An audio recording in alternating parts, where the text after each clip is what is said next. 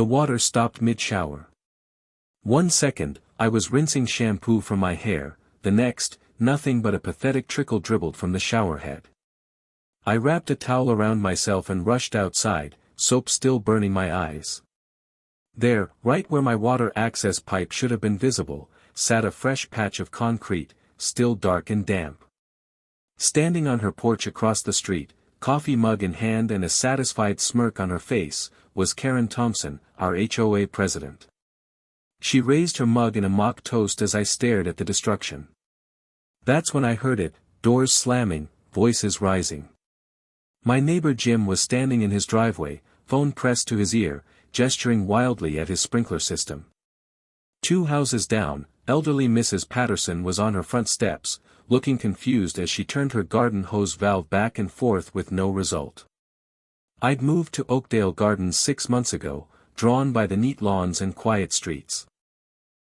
What the real estate agent failed to mention was that this particular paradise came with its own self-appointed dictator. Karen Thompson ruled the HOA with an iron fist wrapped in passive-aggressive newsletters.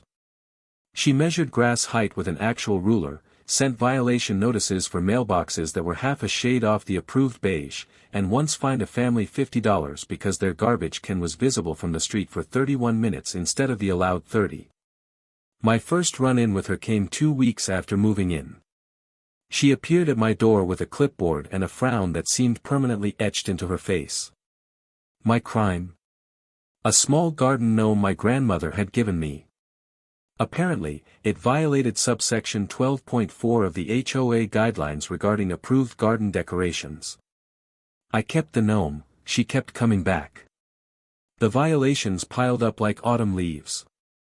My car was parked 2 inches over my driveway line. My porch light was too bright.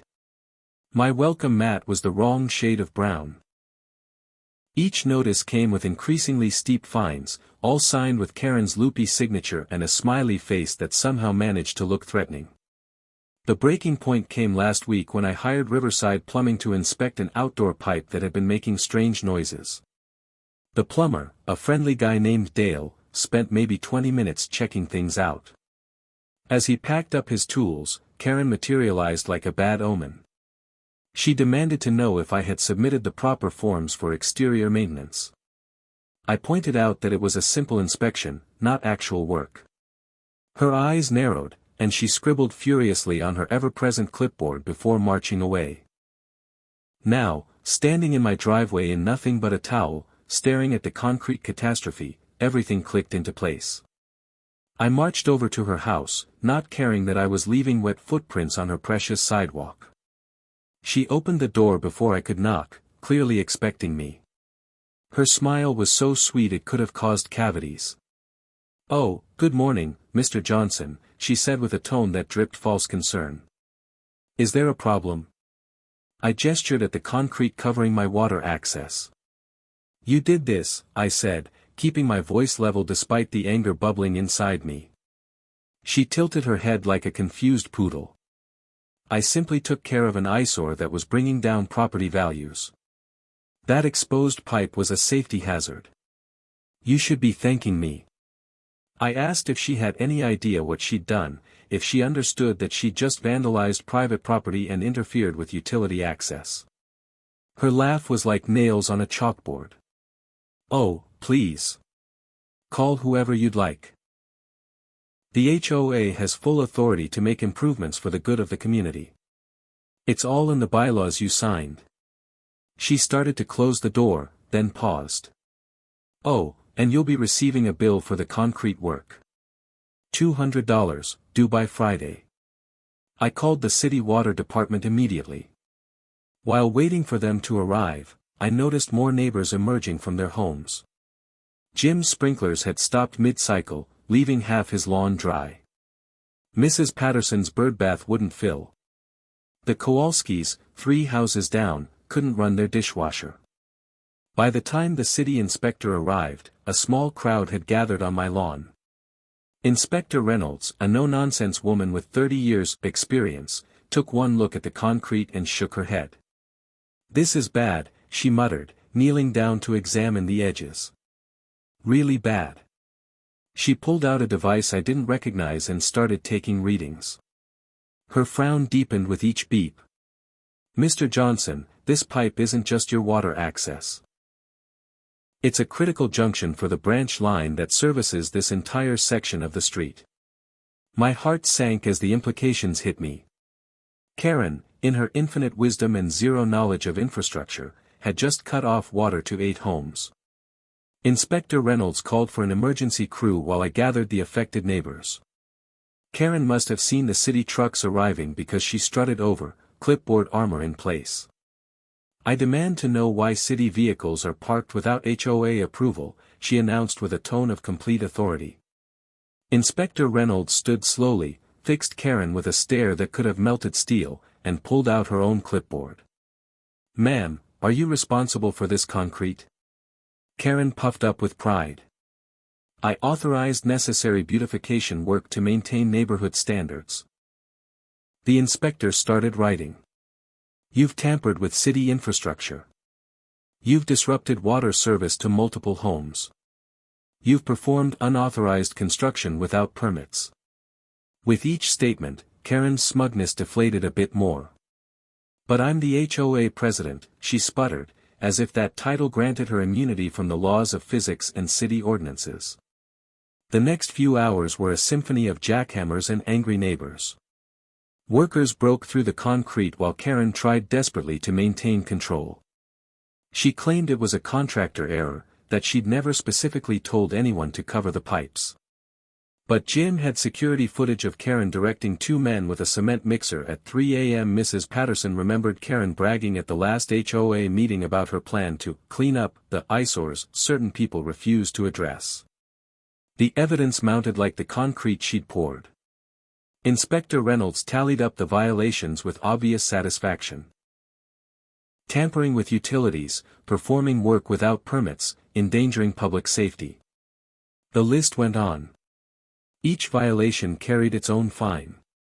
The total made Karen's face turn a shade of white I didn't know was humanly possible. $12,000, Inspector Reynolds announced with a tone that brooked no argument, plus the cost of emergency repairs, which will likely double that. But the city fines were just the beginning. Word of the incident spread through Oakdale Gardens like water through properly functioning pipes. An emergency HOA meeting was called for that evening, and for the first time in 5 years, Karen Thompson wasn't the one calling it. The community center was packed. Every affected household was there, plus others who'd heard about the fiasco. Karen sat at the president's table, but the usual arrangement had changed. Instead of residents facing her like subjects before a queen, the chairs had been arranged in a circle. Democracy had come to Oakdale Gardens. Jim stood first, laying out the facts with the precision of the engineer he was, the unauthorized work, the thousands in fines, the potential lawsuits from affected homeowners. Mrs. Patterson followed, reading from a thick folder of HOA complaints going back years. Apparently, I wasn't the only one who'd been saving documentation. The vote was unanimous. Karen Thompson was removed from her position as HOA president, effective immediately. She sat there as the ballots were counted, her mouth opening and closing like a fish out of water. When the final tally was announced, 47-0, she stood up so fast her chair tipped over. "You can't do this," she shrieked, her voice losing all pretense of sweetness. "I've given 5 years to this community. I've maintained standards. I've kept property values high." But the residents were done listening. Security footage from multiple homes was submitted to both the police and the city attorney's office. Turns out, interfering with utility infrastructure isn't just a civil matter when it affects multiple homes and appears to be targeted harassment. 3 weeks later, I was watering my newly restored garden when a process server walked up to Karen's house. Through the neighborhood grapevine, I learned she was facing criminal charges for vandalism and reckless endangerment. The district attorney, after reviewing the security footage and Inspector Reynolds' report, had decided to make an example of her.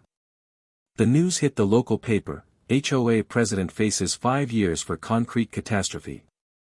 The article detailed how Karen's pattern of harassment and her deliberate destruction of infrastructure had elevated the charges beyond simple mischief. When the verdict came down 6 months later, she got 18 months in prison and $50,000 in restitution to be split among the affected homeowners. I watched from my window as she was escorted to the police car, her perfect suburban image finally cracked like the concrete she'd illegally poured. Her final words, shouted at the gathering crowd of neighbors, were about how we'd all regret this when our property values plummeted without her guidance. As the police car drove away, Jim turned to me and said, with a tone of pure satisfaction, "I think our property values just went up."